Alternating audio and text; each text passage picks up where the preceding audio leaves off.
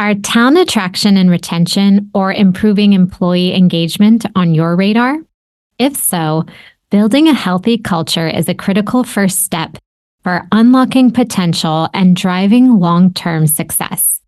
Tier 1 Performance offers several free resources to prime your thinking, assess your culture, and help you get started. If you want to maximize culture to support high-performing teams and thriving organizations, connect with Tier 1 at tier1performance.com/culture. Welcome to the Accidental Trainer, a podcast where you'll hear firsthand stories and tips on how to start and grow your training career.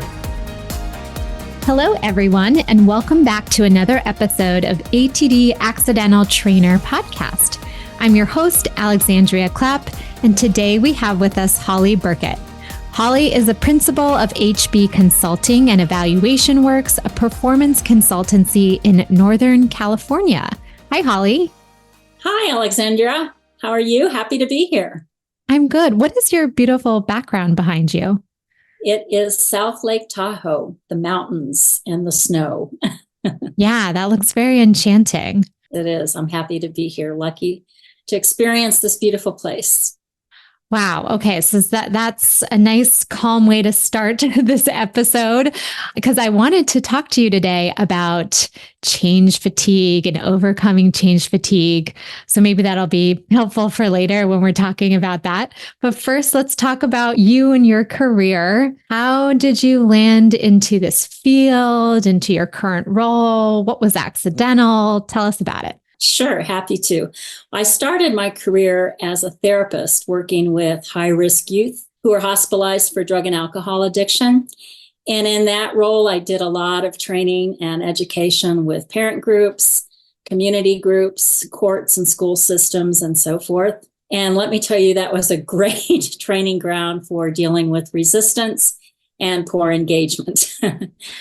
From that role, I was promoted to being a training consultant with responsibility for training and educating 16 regional hospital sites, and then spent many years after that working in various organizations like Roche Biomedical and Apple Computer in corporate training, HR, and OD roles. My experience at Apple was a perfect journey in learning more about how performance and training can serve an organization at the speed of change. So that was another great training ground for me. So in that sense, it's always been intentional for me to get into organizations or situations where I could explore how individuals or teams or organizations were adapting to change and learning more about why some teams or organizations or people were more open to it than others. And I was always inspired by the role of learning as a way to catalyze change and inspire people to grow in new directions. And it was actually in one of my roles as a training and organization development director that I really had a hard lesson learned about my own need to be more change capable. I had a very painful downsizing experience many years ago, and that event challenged and inspired me to learn more about how to build a healthy learning function that could be more resilient to change and more sustainable over time. So as a result of that experience, I made it my mission to learn how to transition an activity-based learning function into a well-integrated, sustainable learning culture. And that led me to pursue a lot of interviews and connections with progressive learning leaders through ATD networks and other networks that were really moving the dial on learning in their workplaces. And a lot of those stories and examples are featured in my book, Learning for the Long Run, which was published by ATD. And there's some major themes from those stories and those interviews and those lessons learned that I continue to draw upon today in my work. But one major theme that came out of all my experiences and hard knocks, as well as from learning from others' hard knocks, was that a healthy learning culture really is ultimately about developing the maturity for a function to get sustainable over time. And it's a long-term change process that requires change capability and skill sets and mindsets across the whole organization, not just the talent development or learning leaders themselves. And another key theme that came out of my hard knocks and others was that it wasn't enough to focus on activity to be sustainable and to really grow into an embedded learning culture required a results orientation. And through my own experience in a downsizing example, I hadn't been able to communicate the value of learning very effectively in terms that my stakeholders really needed to know and were expecting. So I also made it a point to get better at communicating the value of learning and how it could improve performance, improve engagement, improve growth and well-being. So to that end, I became an early adopter of Jack Phillips' ROI methodology and have since become an associate with the ROI Institute. And I now fortunate enough to teach the measuring return on investment and evaluating learning impact certificate programs with ATD. So I've had a long-term wonderful affiliation with the ROI Institute and getting better about showing how learning can add value to the organization.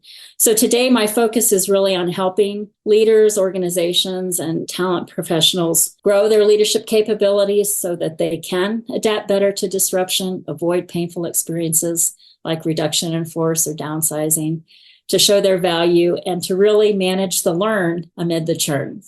I love that you talked about the interconnectedness of change, adapting to change, and the role of learning, because learning is having to go through a change process.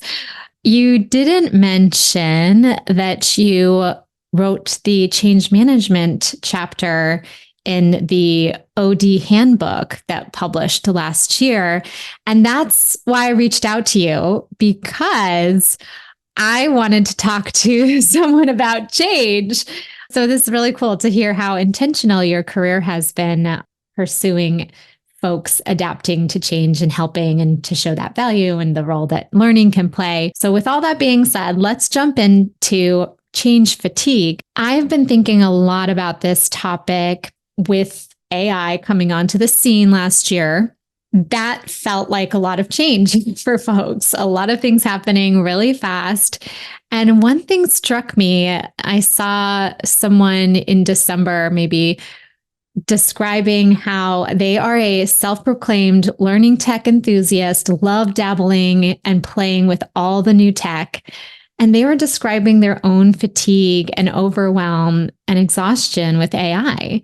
That really struck a chord with me, that if someone who is passionate about new tech and how you implement it into the work that you do, then how does anyone else feel who is maybe a tech avoider or a laggard, or they're tiptoe and they're conservative in their process, or they just got a lot of stuff going on their plate right now? All of that to say, this is what inspired my interest in today's conversation. I want to start with defining change fatigue. I think this will help us all level set and be on the same page. So can you help us define what is change fatigue? Sure, that's a great starting point. Thanks, Alexandria. Well, change fatigue really sets in when people feel pressured to make too many changes at once, when changes haven't been properly thought out or planned or implemented, and when there's too much conflicting priorities going on in the workplace. It causes exhaustion, and it can take the form of apathy. Adam Grant had a great article a couple years ago on the term languishing, and he described it as the sort of that blah feeling that people get where they just disconnect from their job and their workplace. But that's one of the symptoms of change fatigue, is that sense of detaching from the job, detaching from tasks, being more exhausted, unproductive, maybe sleeplessness. If change fatigue isn't corrected or addressed properly, it can lead to burnout. And what we know about burnout, many of you have probably seen some of the articles or statistics on the rate of burnout, but I just read recently that the US continues to be the top in the global industries, the global workplace, has the top incidence of burnout among workers. 2 out of 5 US workers report being moderate to severely burn out. 40 to 50% or more of office workers report being burnt out. And it's prevalent. People everywhere are stressed. Stress is everywhere. It's hard to get away from it. And people can't check their stress at the door like you would a coat check, right? People come to work with the stress that they're experiencing perhaps in their home life with economic uncertainty, with civil and political unrest, with changing business models, with jobs uncertainty. So there's a lot of stress, not just within the workplace, with digital transformation. You talked about AI, that's a huge disruptor. So we live in an age of disruptor where change is much more fast-paced and complex than it's ever been before. I just went to a webinar recently where it was suggested that tech companies are changing and reinventing themselves every 2 years. And when I worked at Apple, the product life cycle when we changed product was every 26 weeks. Now, some tech companies are upgrading and reinventing their products every 2 weeks. So it's so fast paced. It's hard to keep up. Wow, really hard to keep up. I was, of course, thinking in my learn tech bubble of tech, but I like you brought up all these other examples, like this 2024 calendar year for the US might feel stressful, even though we're just in January right now while we're recording this, because there's going to be elections later. And so you're our lady to help us with all of this change. So I wanted you to help us break down, why do we feel this way? Like, why do we get so overwhelmed with change or start to have this fatigue or detachment?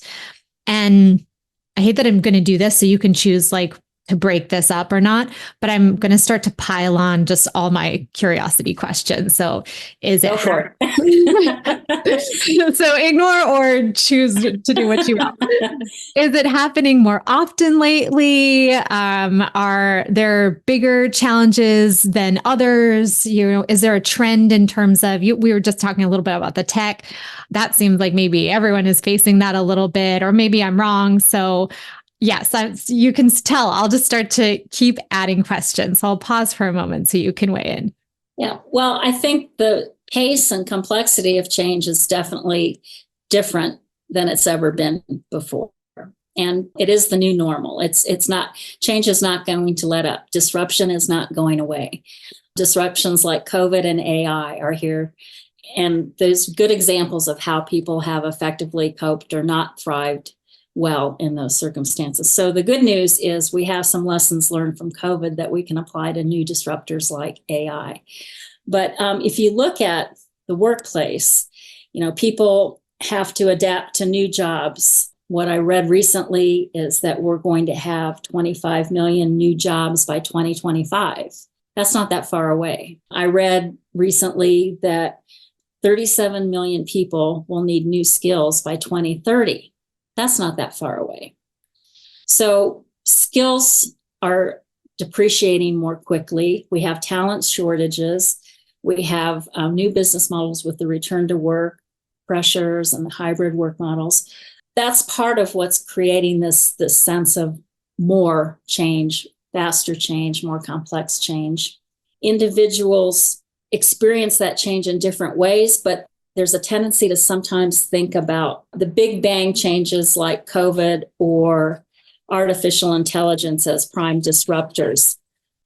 But what we know about change is it's the small ripples of change, the day-to-day changes that create the most stress. Mm-hmm. And change fatigue, really an important thing to keep in mind here. It's not just one single change, but it's the cumulative effect of change over time and the inability to recharge and reset, the lack of time to recover from one change to the next that really causes people to burn out and just feel that they can't continue to be productive or focus. Muhammad Ali had a great expression about that. He said, it's not the mountains that wear you out, but the pebbles in your shoes. Mm-hmm. I love that quote because that's an important thing to remember about changes. We tend to think, well, we're not going to tire people out with this big transformation, but we keep pushing little things and not giving enough recovery time for people to kind of refresh and reset. And we have a natural tendency to do that, but even batteries need to be recharged, and we're not giving people enough time to recharge their batteries. Yeah, that's interesting because you were giving some of those stats about, well, in just a handful of years, we're going to have to help reskill. Or you said that 37 million people need new skills. And what I translated that into my brain is, oh, imagine the L&D and talent development communities feeling overwhelmed. Like the pressure is on to start reskilling all of these folks. We've got 5 years to get this done. In doing that, there can be many other small things that have caused you to burn out before you even get to that task. Right. That was my new interpretation based on your insight. And it's not just what the conditions are at work, it's what conditions from their home or life that people bring to work. You bring your whole self to your environment. So, and then it's harder, there's more blurred lines between work and home. There's so many remote workers. So how do you disconnect? It's harder to compartmentalize. People are struggling with more meeting time, more information overload. Okay, so we've set the tone, we've put it all out on the table, but let's talk about some of the good stuff, because I know you have recommendations, you have frameworks, you have ideas. So maybe a place to start is, what can talent development professionals do? Sure, that's a great question. I'm excited to dive in because we have a great opportunity as learning leaders and talent development professionals to tip the scale and to be more effective change agents. And one of the best ways we can do that, one of the ways we can start, is to help our leaders and our organizations understand the impact of a fatigued, hyper-connected, always-on workforce and how that relates to performance, learning, and engagement. We need to remember that some of the symptoms of fatigue have to do with apathy, mental distance from one's job, lack of productivity, exhaustion, maybe absenteeism, all of those different things. Negativity could be a symptom. Those things also are often related to the notion of change resistance. So when we sensitize leaders and organizations to the impact of a fatigued workforce, we need to also remind ourselves that many of the symptoms of change resistance may actually be better symptoms of change fatigue. And so reimagining change management and looking at it as fatigue management would be one way that professionals can help themselves and help their leaders be more effective change agents. The other thing that TD professionals can do to kind of help reduce change fatigue is to help leaders understand that all change, no matter how big or how small, requires some expenditure of energy, emotional energy, physical energy, psychological energy, cognitive energy. So our role as a learning leader is to engage, inspire, and energize learners so that they can embrace new skills and new knowledge for their own improved performance and the performance of their organization. But how do we effectively energize our workforce when they're running on empty, when the gas is completely gone? So the main thing to remember about change fatigue is that its key characteristic is energy depletion. When we think about change management, think about it in terms of fatigue management, and think about one of the solutions as energy management, better energy management. So that's one of the best ways that TD professionals can begin to reframe change management and change strategies in their organization, is to remember that no matter how skilled or motivated an employee may be, no matter how well designed or delivered an instructional design may be, if employees are too tired to hear the message or too exhausted to put it into place, then we've missed the boat. And the third thing that I really want to emphasize here is that when we look at building change capability, we often look at building skills, building more change capable leaders. And that is certainly important. But we also, as learning leaders, need to focus on capacity not just capability. And capacity has to do with an individual's ability to accommodate new information or new demands. So we spend a lot of time as learning leaders with our design efforts or our delivery efforts, looking at building skills, looking at energizing will, skill and motivation. We don't spend as much time as we could on the hills of learning. So I just want to emphasize that for me, being an effective change leader and being an effective talent development professional means focusing not just on the skill and the will, but the hill, and looking at change fatigue as a major barrier to change readiness and change capability. So 3 things immediately that training professionals and learning leaders can focus on would be sensitizing organizations to the impact of fatigue upon performance and engagement. When people are in overload capacity, they're not hearing, they're not retaining, they're not remembering.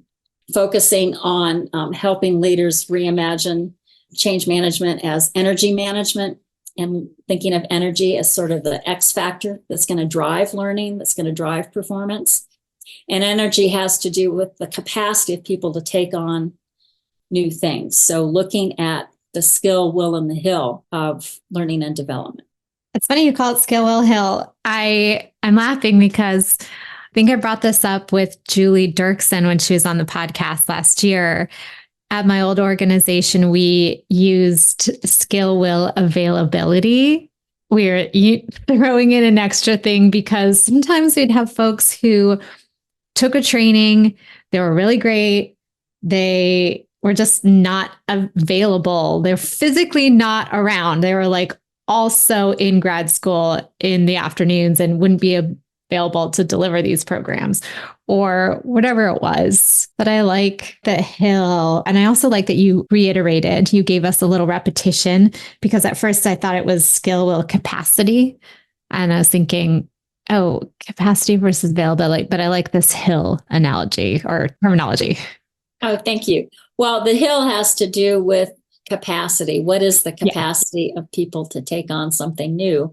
And, another way of looking at it is just what's the context of the workplace where people have to perform their job and apply these skills. And we spend so much time on delivering, great content and great delivery and bells and whistles, but I don't think we spend as much time looking at the context where people are expected to perform and apply these insights and these new abilities, and they bring that context with them. Yeah. I wanted to go back to when you were talking about the fatigue management and the energy management and energy depletion, all of that just made me think about a story. I was talking with someone about changing their CMS, and they said something like, actually the biggest, hardest part is like the emotional lift. Like you have to have the emotional bandwidth to be able to take it on. Like it's actually not that hard. And then you migrate all your stuff over. But first you have to get over, everything is just a little bit different in this system. And I have to forget about the things I was doing before. And now what are the things that are relevant now in this new platform? And I just thought that's so true. But sometimes it's hard to articulate that emotional energy, something that's not like your physical time on the calendar. Like, yeah, I have extra time on my calendar right now, but not emotionally, I'm not available. Yeah, our energy is getting sucked and distracted in many different directions. We're in a distraction as well as a disruption era right now.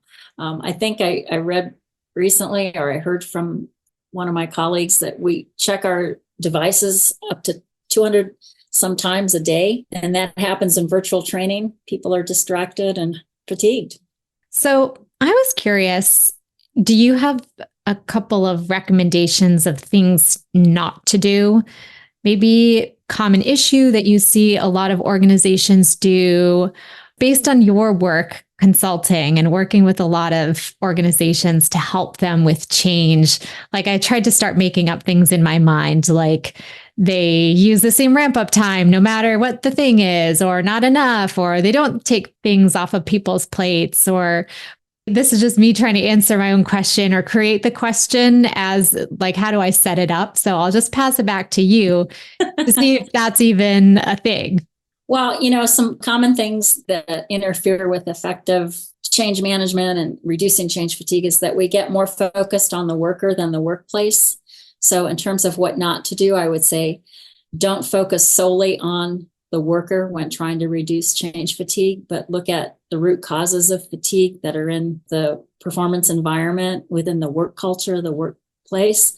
What we know about fatigue, if it goes on, it leads to burnout. And the root causes of burnout have to do with, toxic work conditions, poor management support, lack of communication, lack of recognition and rewards, time pressures, So all of those things need to be addressed because we spend a lot of time on the worker with mindfulness training, resiliency, skill development, different wellness type programs.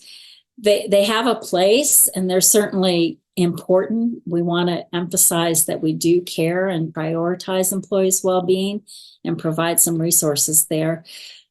Yet if those resources aren't fully integrated into a culture, into like performance management systems, for example, how well do we reward managers for giving breaks? How well do we reward managers for holding their employees to their vacation time? Do we have a hustle and grind mentality? Do we say what we value or not? Do we walk the talk with rest and well-being and recovery? So focusing on the workplace is critical for reducing change fatigue and burnout because all of those factors play a part. Those are good recommendations. I heard that example used before that adding a wellness program can be more of a Band-Aid effect. I like that you phrased it as integrating it with a whole other system of approaches. I'm curious, what if talent development professionals are feeling the change fatigue themselves, while maybe also feel a responsibility or part of the work that they're doing is trying to address, now I want to use new language, fatigue management and energy management in their organizations? Well, it's natural for us all to feel stressed and fatigued at various times, especially learning leaders and talent development professionals who have that servant leadership mindset, right? So we want to help. We want to be helping professionals. We worry about adding value. We worry about training being cut in economic downturns. And most of us are doing more with less, these days. So it's natural to want to be high performing and to be a high achiever. I mean, most of us have that. I think it's important to recognize your own limitations, recognize your own warning signs, your own red flags, your own fatigue. We all have peak times of day, perhaps when we're more productive or more energized than others. So recognizing your own energy patterns and understanding that the best way we can serve and be helping professionals is if we bring our best self to a team or to a workplace. And we can't be our best self if we're tired and worn out. So look at it as a gift that we're giving, not just to ourselves, but a gift that we're giving to our coworkers and our workplaces. We're giving the gift of our full self, our full attention. So you wrote a TD Magazine article, and we'll include it in the show notes. You have a approach or framework in there, the 4 R's. I'm wondering if you can tell us a little bit about that and when you use that strategy. Happy to do so. Thanks, Alexandria. Yeah, so a simple way of looking at reducing change fatigue is to focus on what I call the 4 R's. And the first one of those is readiness. That has to do with looking at change fatigue as a strategic readiness factor before a change initiative gets rolled out and making it part of your go, no-go decision-making process when working with project teams or stakeholders, and making sure that we have a clear sense of how many changes are happening in the workplace at any given time, that we have a good sense of maybe which group or which business unit is being affected the most by changes, that that we look at whether people have just come off of a big change and they need time to kind of refresh and recover before we launch something new. I'm sure we've all been part of failed change initiatives. There's a lot of research about the incidence of change failure. And one of the big reasons that change efforts tend to fail is that we jump too quickly from one change to the next. And we don't prepare enough people. It's sort of a check the box, one and done activity. So we don't look at it from a systemic lens. We just look at it as a one shot deal. So looking at the readiness factors, the energy factors, energy levels, taking pulse checks, checking with your team, doing maybe pulse surveys. But readiness is a key issue to keep in mind and making it part of the decision-making factor. The second R is response. How we respond to change says a lot about how effective it's going to be. So we know that effective change happens not by accident, but by design. Just as we would design a curriculum, we want to design a change effort to reflect the change experience we want people to have. So if we're going to design a change experience, well, think about your own change experiences. What worked well for you and what didn't work so well. So I would imagine for me, the most powerful change experiences that I've ever been part of were ones where I felt included, where I felt informed, where I felt like I had some ownership over the results and some commitment to making things happen in the way that they were supposed to happen, where I had some agreement with the purpose of it, some idea of what mission we were trying to accomplish and how that was going to serve not just, me, my team, or the workplace, but the greater good. So when we design a change initiative, we want it to be meaningful. We want it to be purposeful. We want it to be inclusive. And we have to look at the conditions in the context around us to see if those conditions are going to be met. Most of us experience change through our relationship with our manager. Our manager is kind of the conduit between what happens at the top end and what we're supposed to do to execute, right? And there's lots of different ways to coach and equip managers, but ATD has done a lot of research on that. They did research a couple years ago on the qualities that were most needed for hybrid team leaders. And some of the things that came out of their study was the fact that coaching for leaders really needed to focus on communication skills, team building skills, just how to coach and develop their teams. For us to design a best response to change, coaching and equipping managers is an important place to start. So how do we provide team building training to our managers so that they communicate properly about the what and the why of a change? So the third R is recovery and giving people time to rest and recharge so that they can handle the stress of fast-paced change better and remain calm when they're challenged and bounce back from setbacks more easily. And we know the effect of a well-rested brain. It boosts productivity, it helps focus, it helps decision-making. We want to encourage frequent breaks. That's one of the ways that we can work with managers more effectively.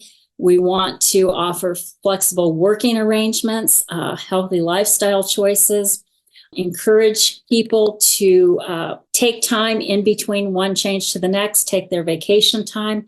Liberty Mutual, for example, is an organization that uses an app with their managers, and it's a way of triggering their managers to check in with their employees about who was in need of a vacation, who maybe has been putting in a lot of extra time on a project or a deadline and is in need of a little flex time, maybe take time off. Other organizations, again, with the idea of building it into your culture and not just into one program. Other organizations have extended parental time off, have extended vacation time, but we know that employees want resources where they can have time to refresh and recharge their energy. And those organizations that invest in those kinds of practices and those kinds of values are ones that are going to be more high performing. They'll see greater revenue, they'll see greater engagements, they'll see greater attraction and retention. So those are things that we do not just because it's a nice to have, but it's also a need to have. Other organizations like Zendex is one that has incorporated Calm apps into their wellness programs and their benefits for employees. But employees want those kinds of benefits. So we need to be more sensitive to building in rest and recovery with change efforts. And then the last R has to do with review time. So we've spent all this time and energy planning, designing, implementing, even maybe evaluating our change effort. And we want to review whether the goals that we had for that effort really came out. We want to see what worked well and what didn't work well. And again, a common barrier to change management is that we do jump too quickly from one change to the next. We do have unrealistic expectations. We expect that people are going to turn on a dime or processes are going to improve overnight. So we need to take time to review to see, are there places where we need to adjust? Are there places where we need to go back? And maybe we didn't do a good enough job assessing, what people's capacity was. Did we overestimate? And that's another common barrier, is that we do underestimate the impact of a change upon employees and their energy levels. So a review gives us time to go back and double check that. Some people use after action reviews, postmortems, as a formal process for reviewing change efforts. And those are excellent ways, but you want to be able to have that record so you don't have to repeat mistakes. So the 4 R's really that I wrote about in the article and that I speak about frequently are, focusing on readiness, change fatigue as a readiness issue, focusing on our response, designing the response for the change experience we want people to have, focusing on recovery, making sure we give enough time for people to recover and manage their energy levels, and making that a value and something that we integrate, onboarding our whole culture of the employee experience in the workplace, and then taking time to review what worked and what didn't.